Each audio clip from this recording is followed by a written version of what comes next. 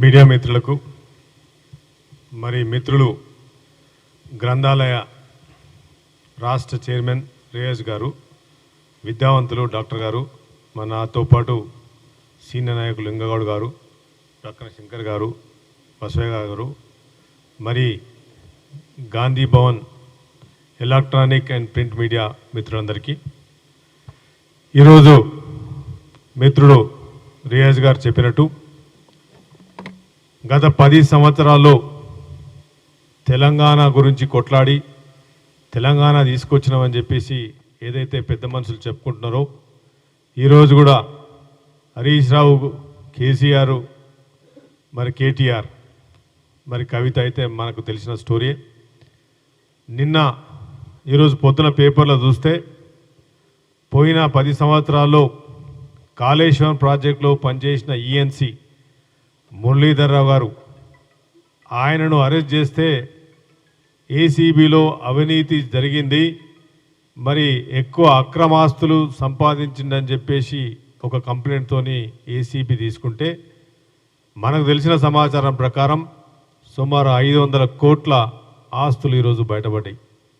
అంటే ఒకటే రోజు ఇంకా చాలా జరగాల్సి ఉందని, ఇంకా దాడులు జరగాల్సి ఉన్నాయని చెప్తా ఉన్నారు. మరి మోకిలల ఒక 6,500 గజాల, మరి కొండాపూర్లో వివిధ ప్రాంతాల్లో వాళ్ళ కుమారుని దగ్గర మరి ఇట్లాంటి ఆస్తులు ఎన్నో మనకి ఇలా బయట చూస్తే కాళేశ్వరం ప్రాజెక్ట్ అనేది ప్రపంచంలో ఒక వినూతమైన ప్రాజెక్టు.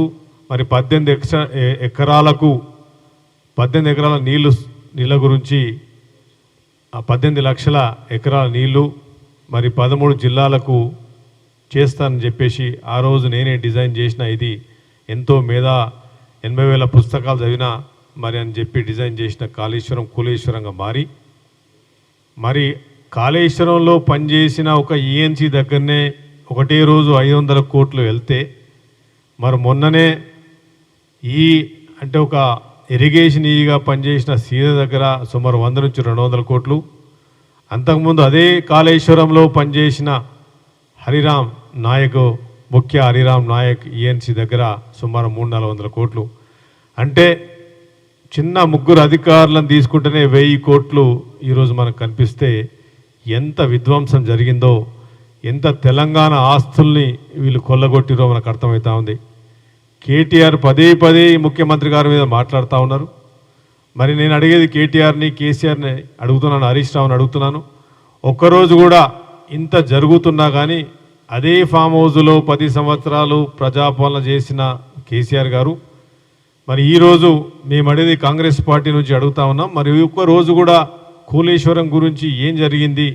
1,00,000 కోట్ల నుంచి 1,30,40 కోట్లు జరిగింది. కాంగ్రెస్ పార్టీ నుంచి ఈరోజు అందరం రాష్ట్ర ప్రభుత్వాన్ని, సీఎం గారిని ప్రత్యేకంగా మేము అడుగుతా ఉన్నాం.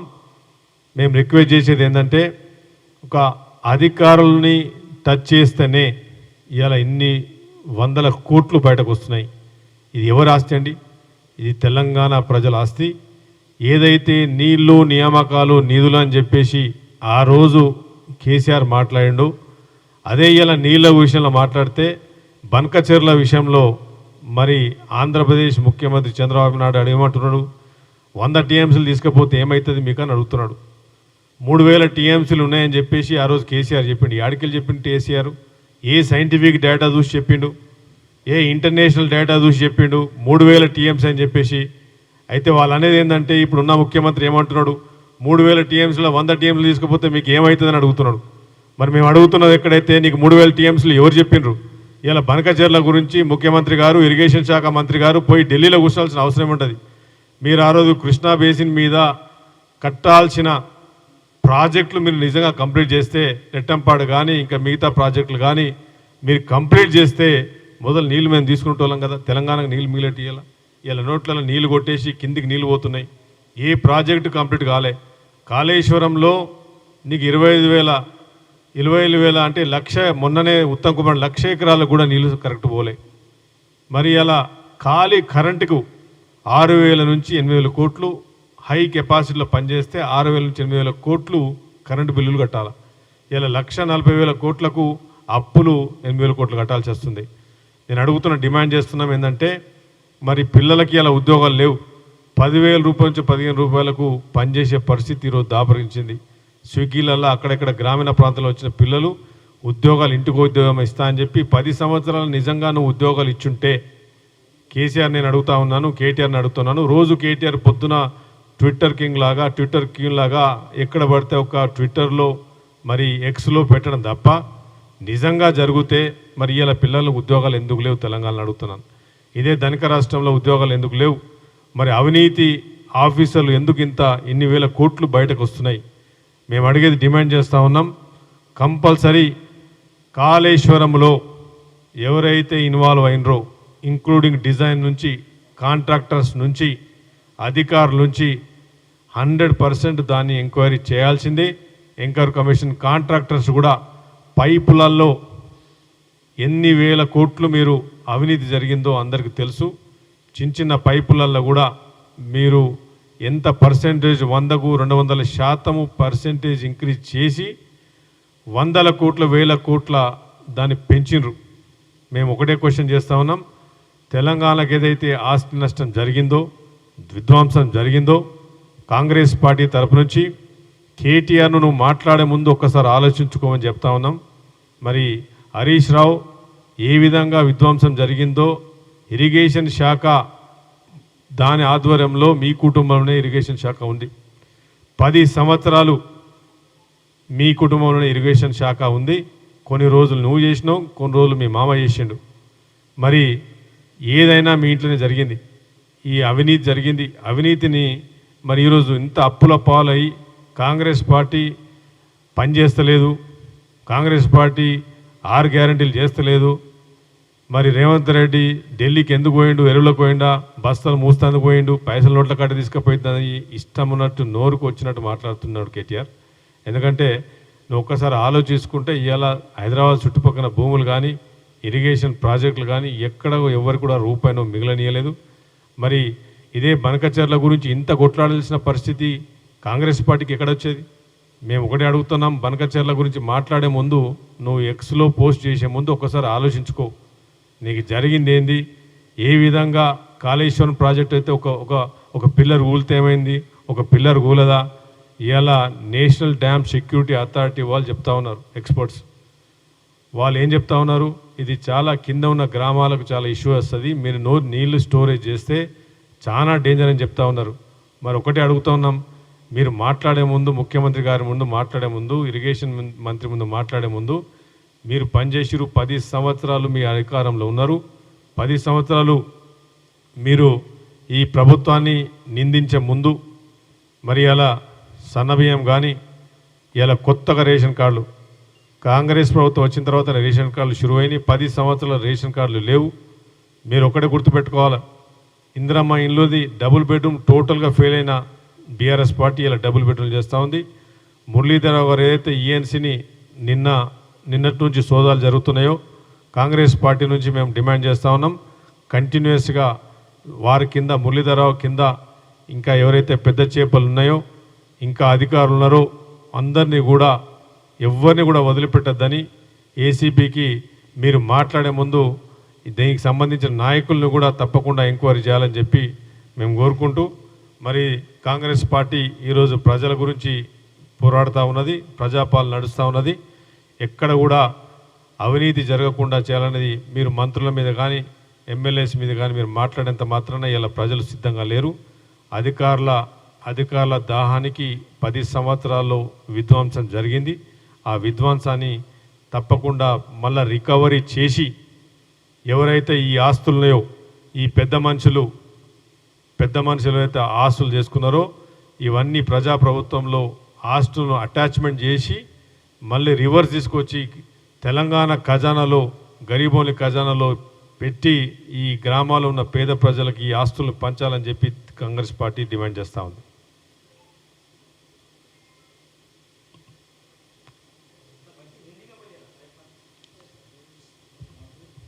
जी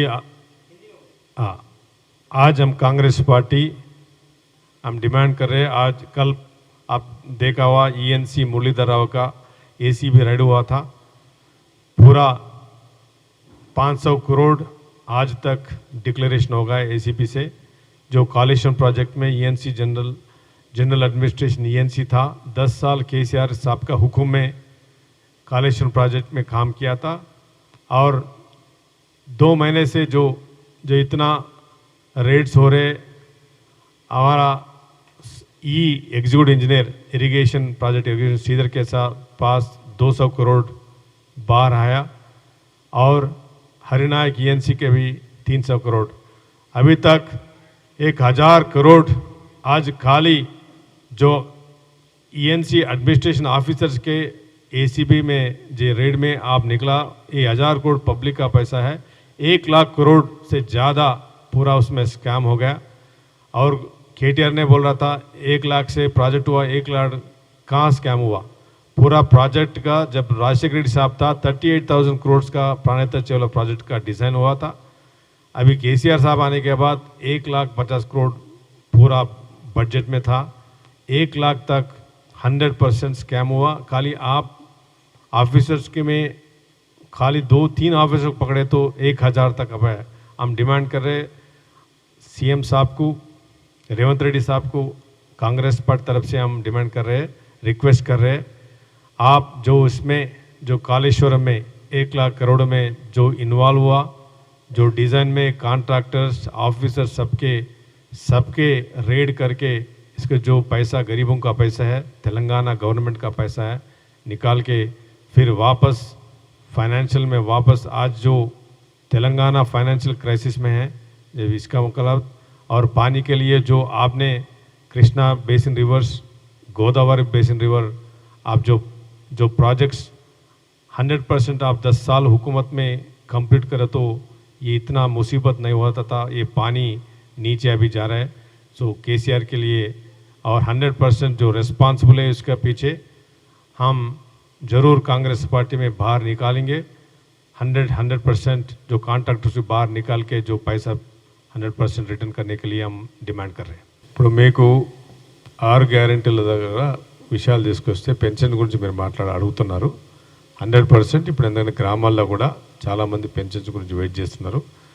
ఇప్పుడు జరిగిన విధ్వంసాలని ఏదైతే కాంగ్రెస్ పార్టీ పథకాలు ఇచ్చిండ్రో దాంట్లో మీరు చూసుకుంటే ఇప్పటికి వచ్చిన పథకాలలో 100% పేదోడికి అంతా ఉంది.